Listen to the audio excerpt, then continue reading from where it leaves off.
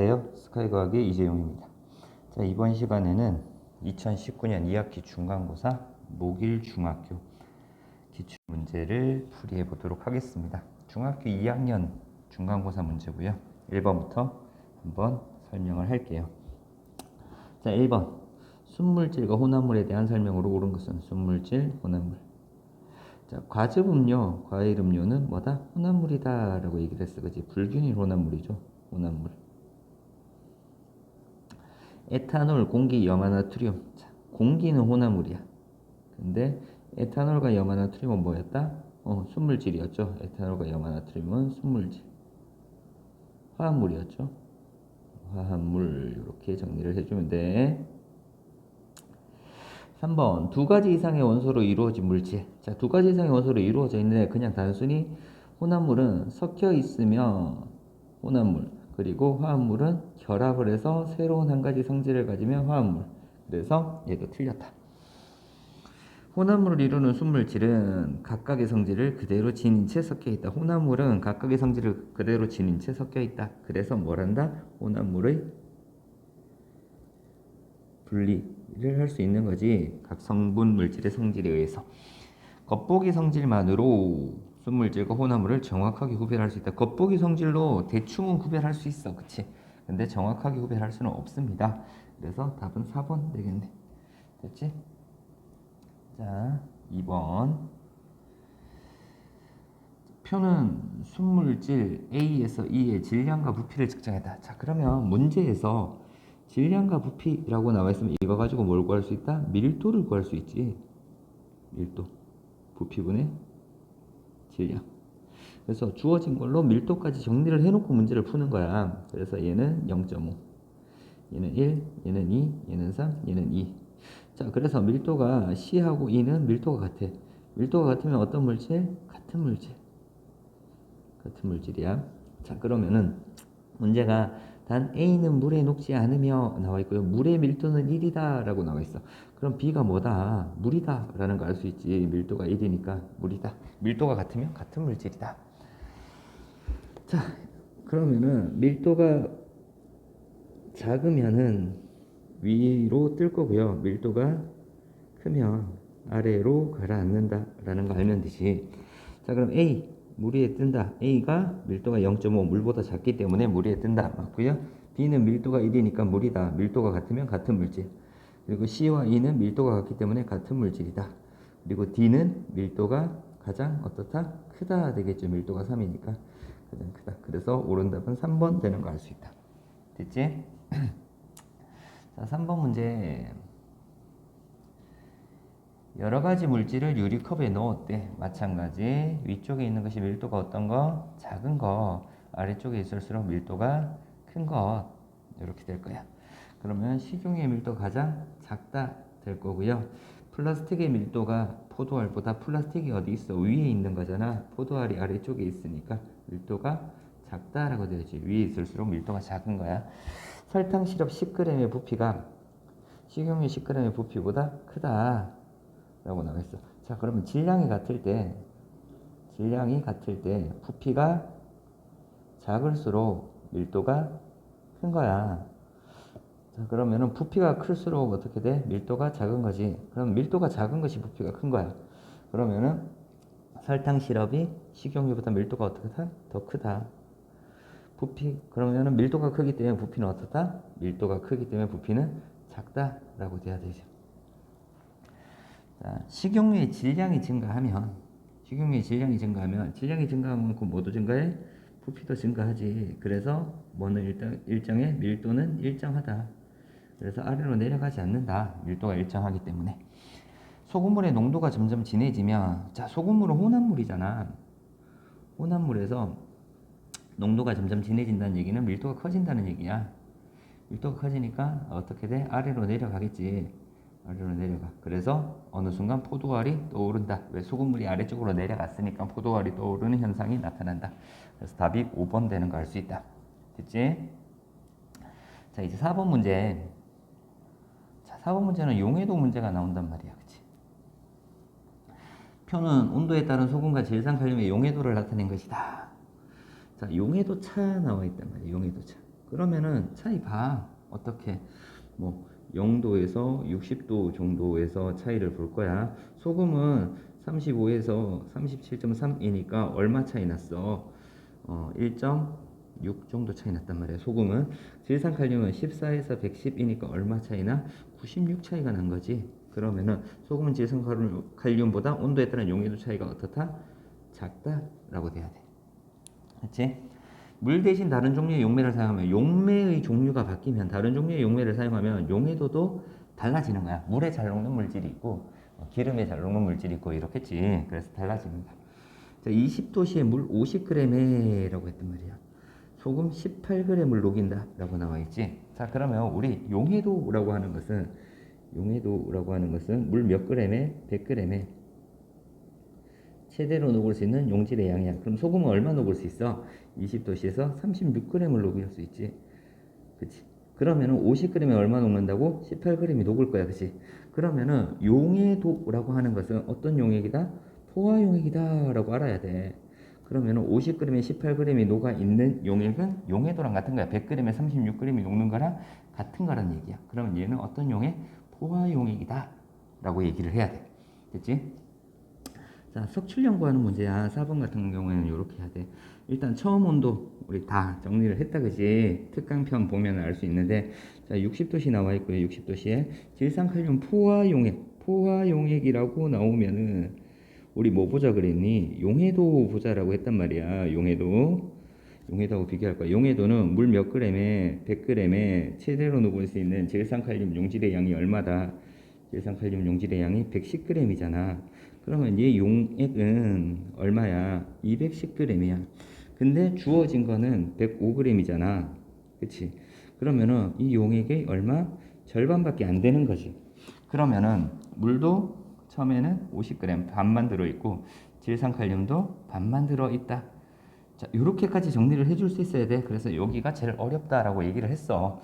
자, 이렇게 정리를 해주고 얘를 얼마로? 20도씨로 냉각하잖아. 20도씨에서의 용해도. 물 몇 g에 100g에 최대로 녹을 수 있는 용질의 양이 얼마? 32. 질산칼륨은 32g 녹을 수 있대. 그러면은 얘 물의 양이 50g이니까 얘도 얼마? 그럼 50g이면 얼마나 녹을 수 있을까? 이런 거 따져줘야 돼. 얘 반만 녹겠지. 그러면은 처음 녹아 있는 용질의 양이 55g, 녹을 수 있는 용질의 양이 16g이니까 이거 빼면 얼마 나와? 39g. 얘가 무슨 양? 석출량이 되는 거지. 그래서 답은 4번 되겠네. 질산칼륨의 용해도는 온도에 상관없이 소금보다 크다. 아니죠. 0도씨에서는 소금이 35.7 그리고 질산칼륨이 14니까 소금이 더 커. 그지? 그래서 소금보다 크다는 틀린 내용. 그래서 답은 4번 되는 걸 알 수 있다. 됐지? 자, 다음 5번 문제. 자, 5번 문제도 용해도 곡선을 나타낸 것이다 라고 나와 있어. 보자. 자, 용해도 곡선에 있을 때는 어떤 상태? 포화 상태. 그리고 아래쪽에 있는 얘는 불포화 상태. 그리고 얘는 과포화 상태인데 이만큼이 뭐 돼? 속출되겠지. 과포화 상태. 자, 용액의 농도를 물었단 말이야. 용액의 농도. 그러면 용액의 농도를 다 구해야 된단 말이야. 용액의 농도. A의 농도랑 B의 농도랑 C의 농도랑 D의 농도랑 E의 농도랑 이런 걸 다 구해야 돼. 용액의 농도는 용액의 양, 용액의 질량 분의 용질의 질량, 녹은 용질이지. 곱하기 100 해줘야 된단 말이야. 자, 그럼 A는 어떻게 돼? 용액, 물에다가 녹을 수 있는 용질 돼야 되지. 170분의 얼마? 70. B는 요만큼만 녹아있단 말이야. 16g만. 그래서 116에 16. C는 140에 40. D도 140에 40. E는 116에 16. 자, 이거 계산하면은 170에 70 들어있는 얘의 농도가 제일 커. 그 다음에 얘네들이 두 번째. 얘네들이 가장 작단 말이야. 그래서 답은 1번 되는 거 알 수 있어. 자, B는 불포화 용액이 아니야. D만 불포화 용액이고요. C 용액 70g을 자, 또 석출량 나와 있단 말이야. 석출량 어떻게 구한다고? 옆에서 정리를 할게. 여기 빈니가 없어서 정리를 한번 하자. 자, C 용액 70g이잖아. 그지? C는 그러면은 C는 물 몇 g에 100g에 최대로 녹아있는 용질의 양이 얼마? 용질이 40g 녹아있단 말이야. 그러면 얘 용액이 얼마였는데 140이잖아. 근데 지금 용액 얼마에 70g이라고 나와있단 말이야. 그러면 용액이 70g이니까 물이 얼마?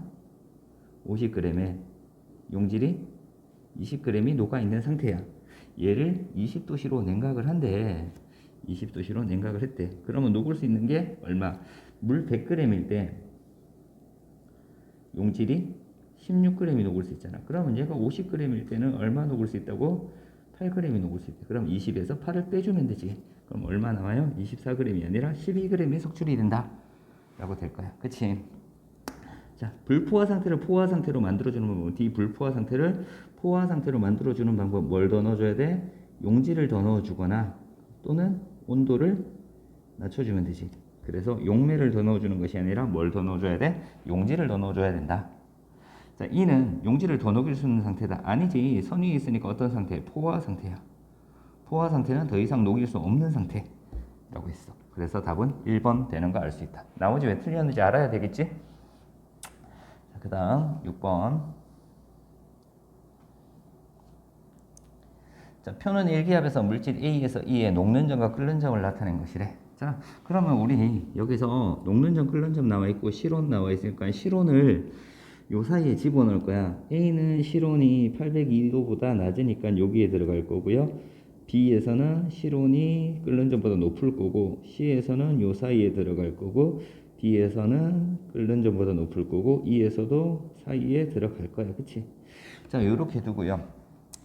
녹는 점보다 낮을 때는 어떤 상태? 고체 상태. 끓는 점보다 높을 때는 기체 상태. 그리고 그 사이에 있을 때는 액체 상태다. 상온에서의 상태 이렇게 적어둡니다. 적어두고 이제 문제를 풀기 시작을 하는 거야. A는 실온에서 어떤 상태? 고체 상태다 이렇게 되겠지. 실온 이상으로 온도가 높아질 때 B의 용해도는 증가한다. 자, 그러면 우리 뭘 봐야 돼? 용해도에서 B는 실온에서 뭐라 그랬어? 기체라고 했잖아. 기체 용해도는 온도가 낮을수록 압력이 높을수록 용해도가 증가한다라고 했단 말이야. 그럼 온도가 어떻게? 낮아질 때라고 돼야 되겠지. 100도씨일 때, C는 100도씨일 때, 100도씨일 때 고체에서 액체, 끓는 점이잖아. 100도씨가 끓는 점이니까 액체에서 기체 상태로 상태 변화가 일어난다라고 돼야 되지. 실온에서 온도가 높아질 때 D의 밀도, D가 뭔데? 기체잖아. 기체. 온도가 높아지면 밀도는 어떻게 되는가? 온도와 압력에 따라 크게 변한다. 왜? 기체는 온도와 압력에 따라서 뭐 부피가 변하지. 그래서 밀도도 쉽게 변해. 그래서 6번의 답은 4번이 될 거고, 5번 실온에서 이 용해도, 이는 액체잖아. 그치? 액체 용해도는 압력과 상관이 없어. 압력하고 상관이 있는 용해도는 무슨 용해도? 기체일 때만 관계가 있는 거지. 그래서 액체이기 때문에 관계가 없다. 그래서 6번의 답은 4번이다 라는 걸 알 수 있어. 됐지? 자, 다음 7번 문제.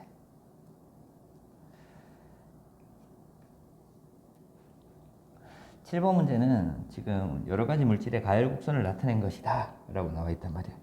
자, 이 물질들, 일단 이 물질들을 봤을 때 수평한 구간이 있는지 없는지를 보는 거야. 수평한 구간 있는지 없는지 볼 거고요. 얘가 그리고 유무, 수평한 구간에 유무를 볼 거고요. 무면은 혼합물이야. 그리고요, 수평한 구간이 있을 때 한 군데 있는지 두 군데 있는지를 보는 거. 두 군데 이상이 있는지. 한 군데 있으면은 순물질이고요. 두 군데 이상 있으면 혼합물이다. 이렇게 보면 돼. 자, 그러면은 A는 수평한 구간이 없어. 혼합물이야. B는 수평한 구간이 있는데 꺾인 구간이 있는데 두 군데지. 두 군데니까 뭐다? 혼합물이야. C는 수평한 구간이 없으니까 혼합물. D하고 E는 수평한 구간이 있으니까 순물질이야. 근데 D, E랑 끓는 점이 같은 거지. 수평한 구간이 같으니까 얘는 같은 물질이다. 이런 것들 알 수 있어. 자, 그래서 순물질은 뭐다? D하고 E 두 개. 맞죠? A하고 C가 소금물이래. 소금물이면은 A가 끓는 점이 더 높은 곳에서 끓기 시작하잖아. 더 높은 온도에서 끓기 시작을 했지. 그러면 얘는 뭐다? 농도가 더 높다라는 얘기야. 그래서 C의 농도가 더 진한 것이 아니라 누구의 농도? A의 농도가 더 진하다. 이렇게 돼야 돼. 두 가지 액체 물질이 섞인 혼합물, 두 가지 액체 물질이 섞여 있으면은요, 수평한 구간이 어떤 게 두 군데 나타나는 거야. 그래서 가열 곡선은 B와 같다. 맞죠? 가장 대표적인 게 에탄올과 물의 혼합물의 가열 곡선을 알아두면 돼. D와 E는 같은 물질이다. 맞고요. 자, 그러면은 질량이 크다라는 것은 뭐다? 늦게 끓는다라는 거야. 늦게 끓는다. 그러면은 끓는 점에 도달하는 시간이 늦으니까 누가 질량이 더 커? E의 질량이 더 크지. 그래서 D의 질량이 E의 질량보다 어떻다? 작다라고 돼야 돼. 그래서 기억, 디귿, 리을 되는 거 찾으면 되지. 그래서 답이 2번 되는 거 알 수 있다. 됐지? 자, 8번 문제. 그래프는 고체 상태라고 물어서 고체 상태. 그러면은 가열 또는 냉각을 하는데 고체 상태를 가열 또는 냉각을 해. 그러면 시작이 고체 상태일 거잖아. 고체 상태에서 가열하니까 나에선 고체에서 액체로 변할 거야. 녹는 거지. 이때 온도를 녹는 점이라고 얘기를 하지. 그리고 액체 상태가 될 거고요. 냉각을 시키면 액체에서 고체 상태로 변할 거야. 얘는 어는 점이 되겠지. 그리고 다시 고체가 될 거야. 이때 물질의 종류가 같으니까 녹는 점과 어는 점이 어떻다? 같다라는 것까지 알아두면 돼. 됐지? 자, 그러면은 파라다이클로로벤젠은 녹는 점과 끓는 점이 일정하게 나타났을까? 순물질 맞아요. 같은 물질이면 같다라고 했다, 그치? 상태가 변하는 구간은 나 구간과 라 구간 맞죠? 녹고 있을 상태와 얼고 있는 상태. 다 구간에서는 액체 상태로 존재한다, 맞죠? 녹는 점이 80도씨 나프탈렌을 섞고 혼합물을 만드는데 혼합물 어떤 혼합물? 고체 혼합물이야.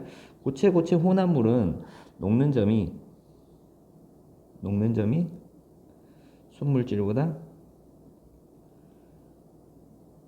낮아진다. 그래서 53도보다 어떻게 돼? 낮아진다 라고 돼야 돼. 그래서 옳지 않은 것이 5번 되는 거 알 수 있다. 됐지? 자, 그 다음 9번. 자, 그림과 같이 가지 달린 시험관에 붉은 포도주를 넣고 가열했대. 붉은 포도주를 넣고 가열했대. 붉은 포도주를 넣고 가열을 합니다. 붉은 포도주. 자, 그러면 이 포도주는요, 붉은색 색소가 있을 거고요. 색소도 있을 거고, 그리고 뭐도 있다? 에탄올도 있을 거고, 물도 있을 거야. 이때 에탄올의 끓는 점이 가장 낮아. 그래서 가열을 했지. 가열을 하니까 에탄올이 먼저 끓어 나와. 그래서 여기서 쭉 나와서 누가 나와? 에탄올이 나오고, 에탄올이 냉각되어서 여기에 에탄올이 모이게 돼. 그러면 여기에 남아있는 것은 누가 나와 있다? 물과 색소가 남아 있겠죠. 그래서 그 다음에 물이 끓을 수 있어. 그리고 끓인 쪽을 넣는 이유는 뭐? 갑자기 끓는 것을 방지해주기 위해서 끓인 쪽을 넣는 거야.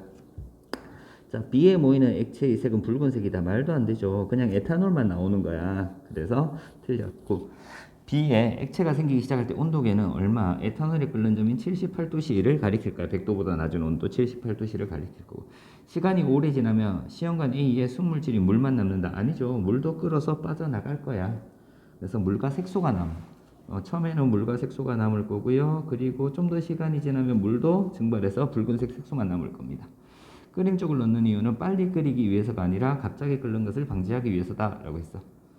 B를 찬물이 담긴 비커에 넣는 이유는 소주 끓이기 위해서 찬물이 담긴 그릇에 넣는 이유와 같다. 뭐 하기 위해서? 냉각시켜주기 위해서지. 그래서 답이 5번 되는 거 알 수 있다.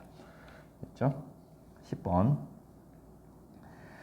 자, 증류탄 모습을 나타낸 것이다. 얘도 끓는 점 차를 이용한 혼합물의 분리야. 그치? 그래서 지금 보면은 요 부분 보면은 뚜껑처럼 이렇게 덮여 있단 말이에요. 요 뚜껑처럼 이렇게 덮여 있어.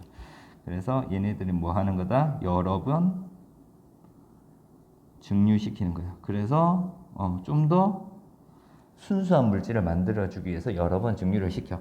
이때 높은 쪽에서는 끓는 점이 낮은 것이 먼저 위에서 분리가 될 거고요. 아래쪽은 끓는 점이 높은 것이 나중에 아래쪽에서 분리가 된다라는 거.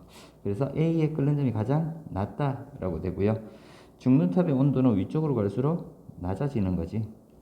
A에서 분리되는 물질의 질량이 가장 크다. 이거는 잘 모르겠는데 질량이 가장 작아요. 일단 용해도 차를 이용해요? 아니고요. 끓는 점 차를 이용해서 분리하는 방법이고요. 증류탑엔 기여와 액화가 반복적으로 일어난다. 여러 번 증류가 일어난다는 것이 기여와 액화가 반복적으로 일어난다라는 얘기야.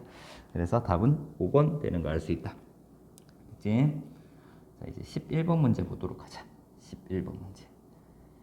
자, 여러 가지 액체 물질의 물리적 특성을 나타낸 것이다 라고 나와 있고요. 자, 도구를 이용해서 분리할 수 없는 건 물었습니다. 자, 이 도구는 스포이트야, 그지? 스포이트.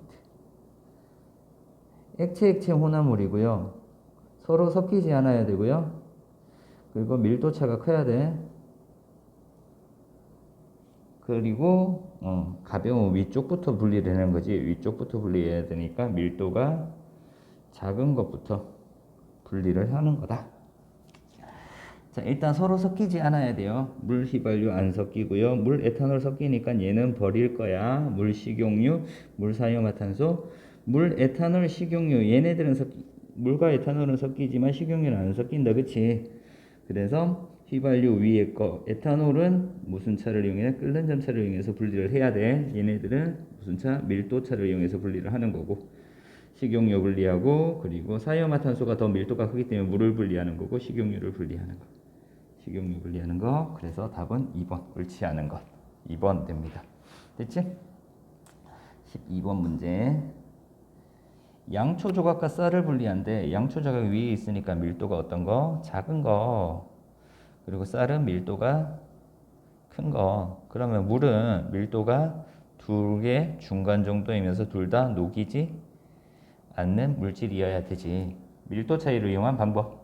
그리고 쌀이 제일 크지. 그리고 물 양초 조각 순으로 밀도가 작아진다 라고 돼야 되고요.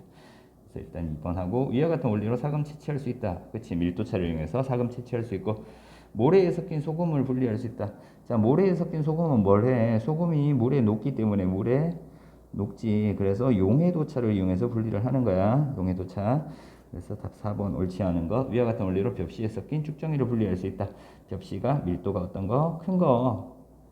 쭉정이가 밀도가 작기 때문에 소금물에 넣으면 얘는 위에 뜰 거고 얘는 아래쪽에 가라앉으니까 분리할 수 있다. 그래서 옳지 않은 것은 2번, 4번 되는 거 알 수 있다. 됐지? 자, 그 다음 13번 문제. 질산칼슘 황산구리의 용해도를 나타낸 것이다. 자, 석출되는 물질의 이름과 질량을 옳게 연결한 것은 물었습니다. 우리 석출량 구하라는 거야. 그치? 그럼 일단 처음에 어떻게 처음 온도 얼마?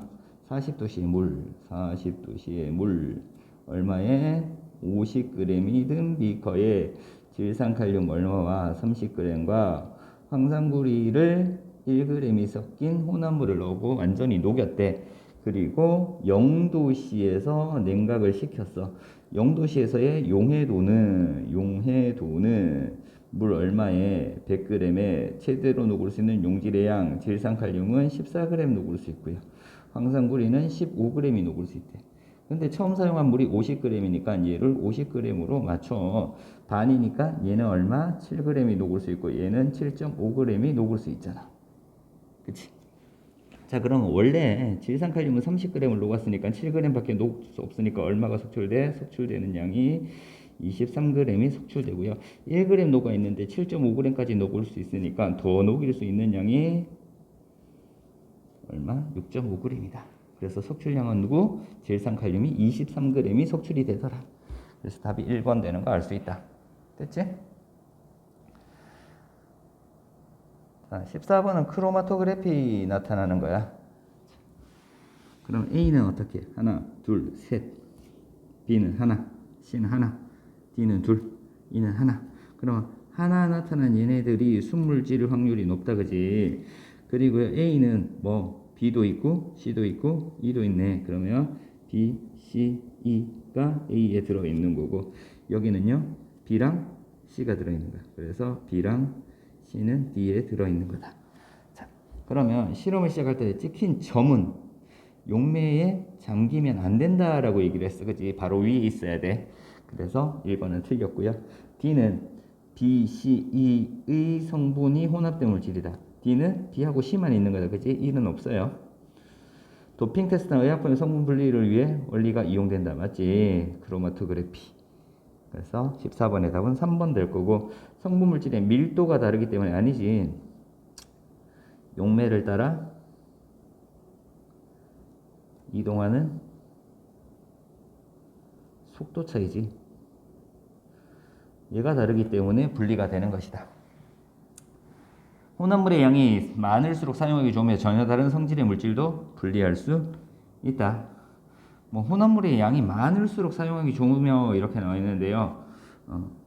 적은 양도 쉽게 분리할 수 있는 거다. 그래서 굳이 많을수록 사용하기 좋다라는 말은 필요 없습니다. 자, 그래서 답은 3번 되는 거 알 수 있고요. 15번.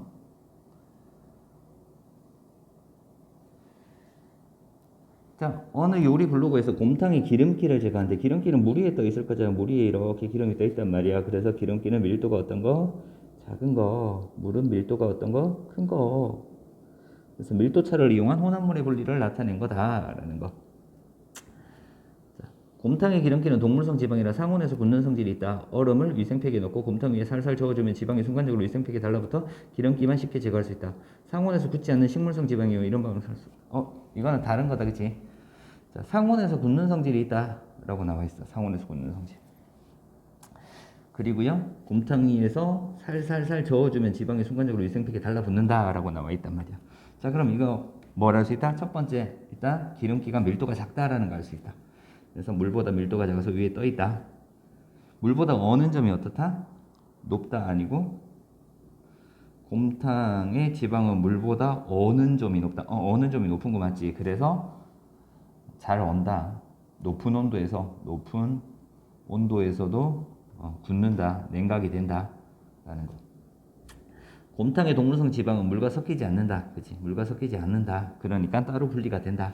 식물성 지방은 동물성 지방보다 어는 점이 낮다. 맞지? 어는 점이 낮아서 낮은 온도에서 또 잘 굳지 않는다. 곰탕의 동물성 지방과 식물의 지방은 끓는 점이 물보다 높다라는 거. 끓는 점이 물보다 높다는 것은 알 수 없다.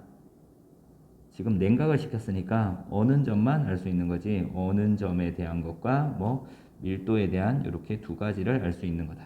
그래서 알 수 없는 것은 5번이다. 자, 16번. 호흡기관에 대한 설명으로 옳지 않은 것은 폐는 수많은 폐포로 이루어져 있다. 폐는 작은 구멍이 많아 폭신폭신하다. 폐에 구멍이 없어요. 작은 구멍이 많아 폭신폭신하다. 폐는 작은 구멍이 많아 폭신. 여기서 작은 구멍이라고 하는 것은 수많은 폐포로 이루어져 있고, 작은 구멍이라고 하는 것은 폐포 같은 거야. 기체 교환이 이룰 수 있는 기체 교환의 통로 같은 작은 구멍들이 많아 폭신폭신하다. 폐표의 표면은 모세혈관으로 둘러싸여 있기 때문에 기체 교환이 유리하게 되었고요. 공기의 이동 통로는 코, 기관, 기관지, 폐 쪽으로 이동을 합니다. 폐는 근육이 없다라고 했다, 그지? 근육이 없어. 없다. 스스로 수축하거나 이완을 하지 못하고요. 갈비뼈나 가로막의 상하 운동에 의해서 폐가 운동을 한다. 그래서 답은 5번 됩니다. 17번 문제. 자, 그림은 호흡 운동의 원리를 알아보는 장치다. 유리관이 기관, 고무풍선이 폐, 고무막이 가로막. 끈은 그냥 두면 돼.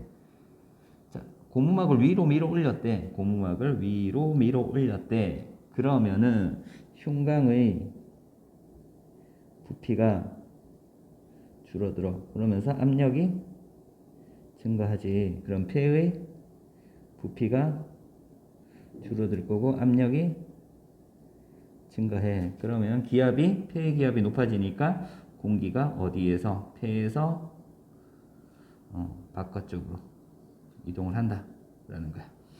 병속의 압력이 어떻게 된다? 증가한다. 고무풍선의 부피가 감소한다. 고무막은 가로막을 나타낸다. 고무풍선은 갈비뼈 아니고 뭐다? 폐다. 고무풍선 안으로 아니고 폐에서 바뀌니까 밖으로 공기가 나간다. 그래서 답은 3번 되는 거 알 수 있다. 됐지? 자, 18번 문제. 세포호흡에 대한 설명이다. 라고 했다. 세포호흡은 세포에서 에너지를 얻는 과정. 가장 궁극적인 목표죠. 세포호흡이라는 물과 이산화탄소가 만들어져. 노폐물이 만들어진단 말이야. 그래서 세포호흡 과정은 이렇게 둘까? 영양소와 산소를 가지고 세포호흡을 해. 어디에서? 미토콘드리아에서. 모든 세포 미토콘드리아에서 세포호흡을 하면은 어떻게 돼? 물, 이산화탄소, 영양소의 종류에 따라서 다른 노폐물이 나올 수 있고요. 암모니아 뭐 이런 것들 나올 수 있고, 뭐를 발생시켜? 에너지를 발생하는 과정이다. 세포호흡 과정에서 영양소는 산소와 반응하여 분해된다. 맞지? 세포호흡의 목적은 몸속에서 만들어진 노폐물을 내보내는 것이 아니라 뭘 만드는 거다? 에너지를 생산하는 과정이다. 그래서 옳지 않은 것은 4번 될 거고, 우리 몸에서 세포호흡에 얻은 에너지는 다양한 생명활동에 이용되거나 열로 방출된다. 60%가 열 에너지로 방출되고요. 나머지 40%가 우리 몸의 생활 에너지로 사용이 된다. 됐지? 19번 문제. 우리 몸에서 일어나는 기체교환이다. 기체교환. 기체교환은 이렇게 될 거야. 폐에서 모세혈관, 조직세포 이렇게 정리를 해. 그래서 폐에서 조직세포 쪽으로 그냥 어떻게 쭉 화살표에서 산소 이렇게 적어주고요. 조직세포에서 폐 쪽으로 화살표 다 해서 이산화탄소 이렇게 적어주면 된단 말이에요. 산소는 누구에 의해서 옮는데 적혈구에 의해서 운반이 됩니다. 폐를 지나온 혈액은 뭐가 풍부해? 산소가 풍부한 거죠. 산소. 폐에서 산소를 얻으니까 폐에서 산소가 모세혈관에서 폐포로 이동한다. 아니지. 산소는 폐포에서 모세혈관으로 이렇게 이동을 하는 거지. 폐는 수많은 폐포로 이루어져 공기에 닿는 표면적이 넓다. 답이 4번 되겠네. 온몸에서는 이산화탄소가 모세혈관에서 주변의 세포로 이동한다. 아니지. 세포로 이동하면서 뭐가? 산소가 이동한다 라고 했어. 세포에서 모세혈관 쪽으로 이산화탄소가 이동하는 거지. 그래서 19번의 답은 4번 되는 거 알 수 있다. 20번. 세포호흡과 기관기에 대한 설명이다. 사람이 에너지를 얻을 때 필요한 영양소는 뭐를 통해? 소화를 통해서 몸속으로 흡수되지. 그래서 소화하게 될 거고요. 산소는 호흡기를 통해서 들어오는 거야. 호흡기를 통해서 들어와 뭐를 통해? 순환계를 통해서 운반이 되는 거지. 세포까지 운반이 돼. 세포호흡을 통해 만들어진 요소와 같은 노폐물은 배설계를 통해서 몸 밖으로 나가더라. 그래서 소화계, 호흡계, 순환계, 배설계 되어 있는 2번이 답이 되겠네. 됐지? 21번. 배설에 대한 설명이야. 배설. 노폐물을 내보내는 과정이 배설입니다. 영양소를 제거하는 거 아니죠. 노폐물을 체외로 내보내고요. 수분량도 일정하게 조절할 수 있단 말이야. 에너지를 발생시키는 것은 뭐? 호흡이었고요. 세포호흡. 그리고 찌꺼기를 항문으로 내보내는 것은 소화 과정에서 나타나는 거지. 노폐물을 내보내는 배설하고는 관계없어. 얘는 배출이야. 배출. 배설이 아니라 배출이라고 얘기를 했단 말이야. 그래서 답은 2번, 3번 되는 거 알 수 있다. 자, 22번. 그림은 노폐물의 처리 과정을 나타낸 것이다. 탄수화물, 지방, 단백질을 공통적으로 만들어내는 것은 이산화탄소와 물 공통적으로 만들어내. 암모니아는 단백질에서만 나오고요. 자, 암모니아가 뭐로 바뀌어? 간에서 독성이 약한 요소로 바뀐단 말이야. 그치? 땀, 오줌으로 나가고요.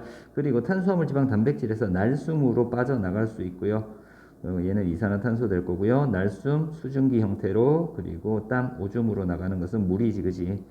그러면 B는 물이잖아. 질소 노폐물 아니지. C가 질소 노폐물이야. 그치? 동맥혈은 산소가 많은 거잖아. 그치? 그래서 A가 풍부한 것이 아니라 산소가 풍부한 거야. 이산화탄소가 풍부한 것은 정맥혈이 될 겁니다. A는 적혈구에 의해서 운반된다. 아니지. 혈장에 의해서 운반이 되는 거야. 적혈구에서 운반되는 것은 산소고요.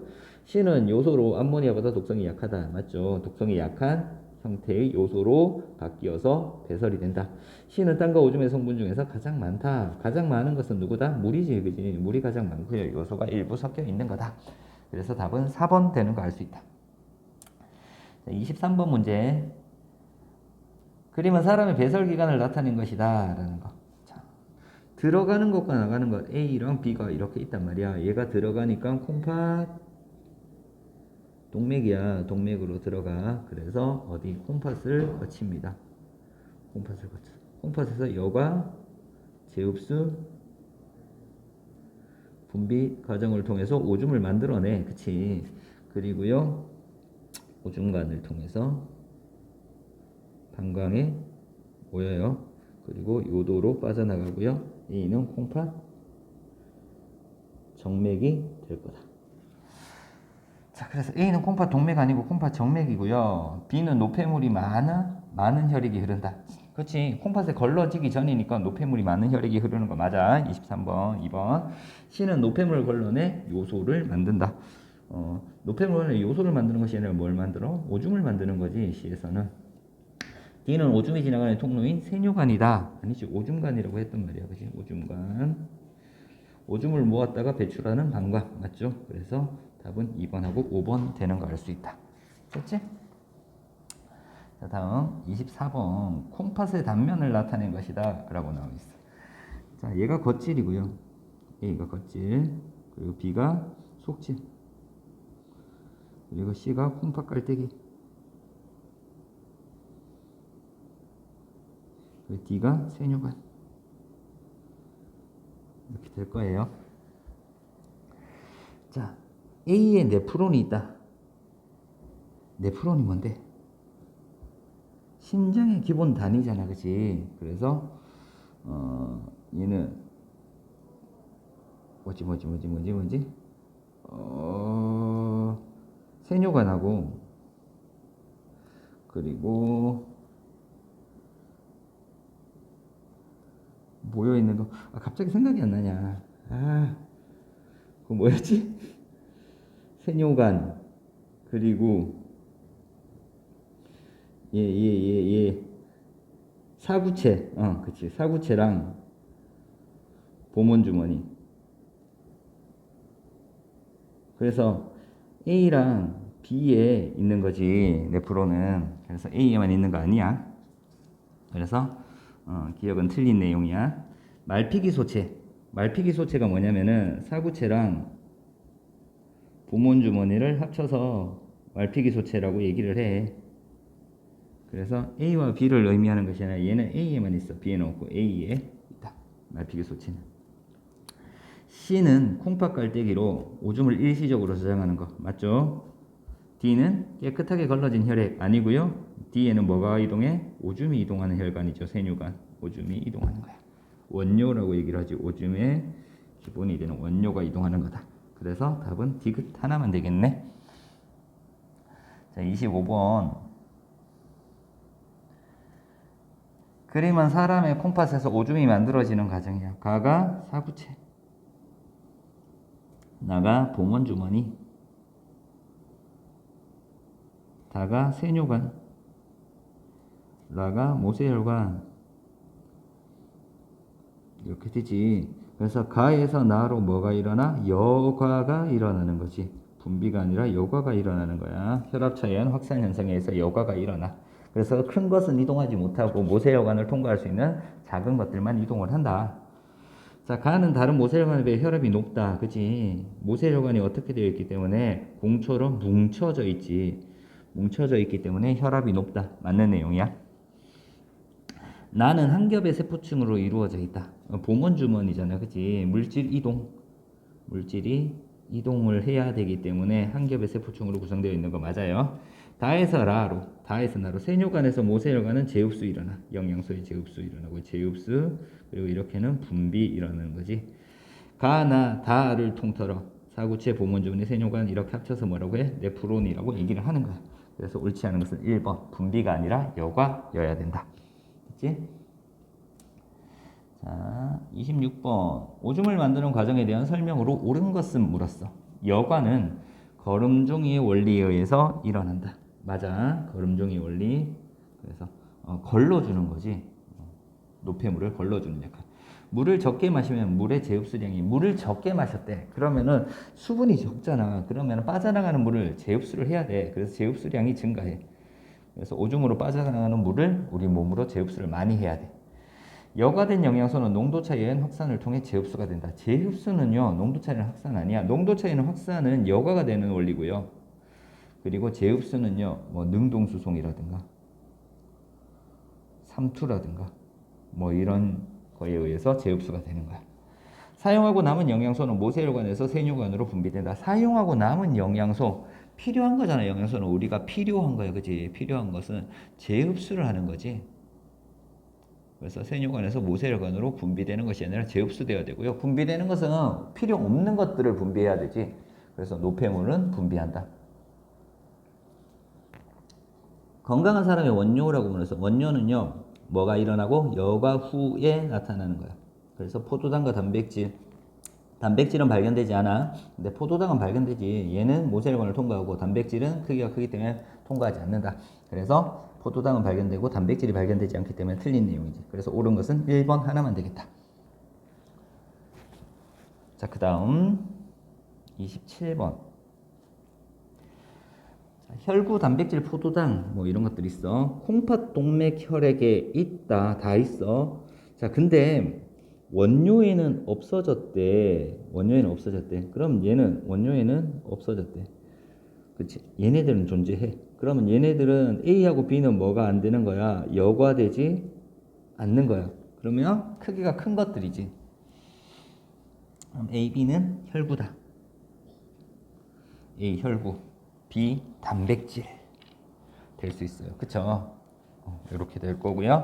C, D, E 나와 있단 말이야. C, D, E. 콩팥정맥 혈액에는 있는데요. 오줌에는 없단 말이야. 그치? 그럼 원료에는 있는데 오줌에는 없는 것들은 어떻게 된 거야? C, D는 100% 전부 재흡수된 거지. 얘네들 뭐니? 포도당이라든가 아미노산 이런 것들이야. 그치? 그래서 포도당과 아미노산이다. 그리고요, 뭐 나머지 E는 콩팥정맥 혈액의 소량이 있고 오줌에 되게 많아졌지. 그래서 얘가 노폐물이다 라는 걸 알 수 있어. 오줌에는 되게 많아진 노폐물 요소다. 그래서 답이 5번 되는 거 알 수 있다. 됐지? 28번. 표에 대한 설명으로 옳은 것 위에서 다 설명해 줬어. CD 뭐 한다고? 100% 재흡수된다. 그래서 원료에는 있지만 오줌에는 없다. 최종적으로 걸러진 물질은 E다. 왜? 최종적으로 걸러진 물질 뭐였니? E가 요소였잖아. 그치? 그래서 최종적으로 걸러진 물질은 E다. 맞고요. AB가 CD보다 크기가 어떻다? 크다. 그래서 여과되지 않았다. 라고 얘기를 했었지. E가 농축된 것은 물의 재흡수 때문이다. 그치? 농축된 것은 물이 많이 재흡수되었기 때문에 요소의 농도가 높아진 거다. 그래서 이거 중요하다 그랬어. 분비가 아니라 물의 재흡수 때문이다. 그래서 답은 기억, 니은, 리을 되는 거 알 수 있습니다. 됐죠? 자, 이제 29번 문제 볼게. 29번. 콩팥에서 오줌이 생성되는 과정을 나타낸 것이다. 오줌의 양을 바르게 나타낸 것을.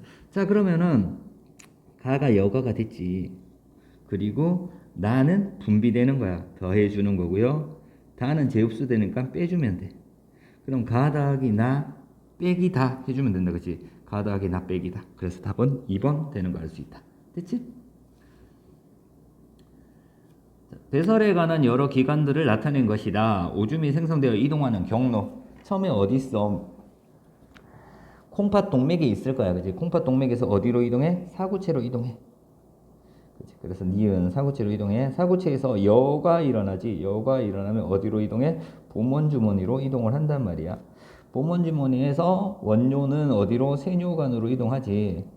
세뇨관에서 이제 모세혈관 사이에서의 재흡수라든가 분비 이런 것들이 일어날 거야. 그치?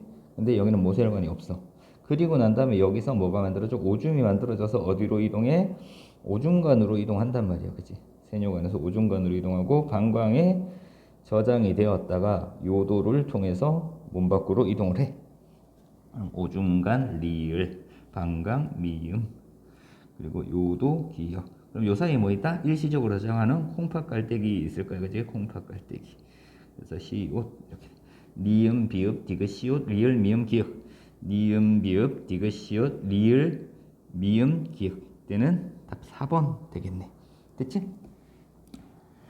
자, 31번 주관식 문제. 자, 처음 물의 부피가 50ml야. 돌을 넣었더니 얼마가 돼?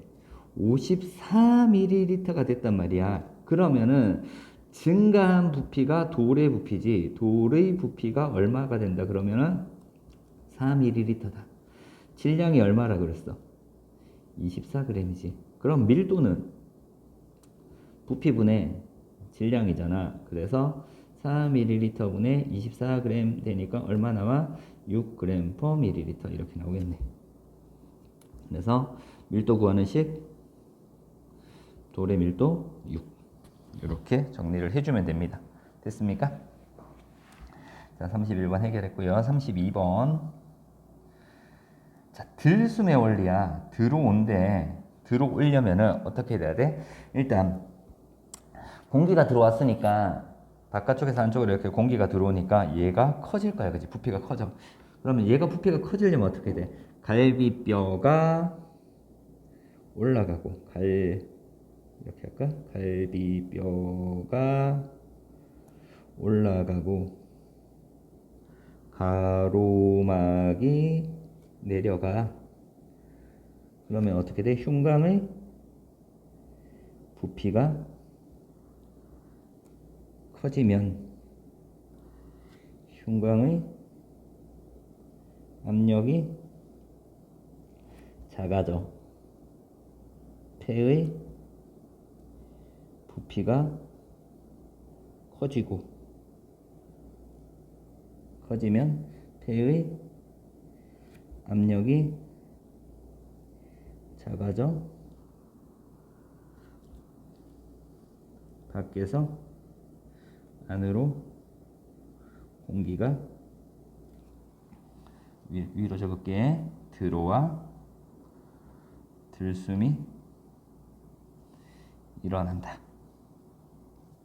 이렇게 정리를 하면 되겠습니다. 됐어? 자, 그래서 우리 목일중학교 시험 문제를 풀어봤단 말이야. 계산하는 문제들도 있고 좀 많은 시간이 좀 걸렸는데 이렇게 정리를 하면 되겠다. 2019년 2학기 중간고사 목일중학교 시험 문제 풀이는 여기서 마치도록 하겠습니다. 고생하셨습니다.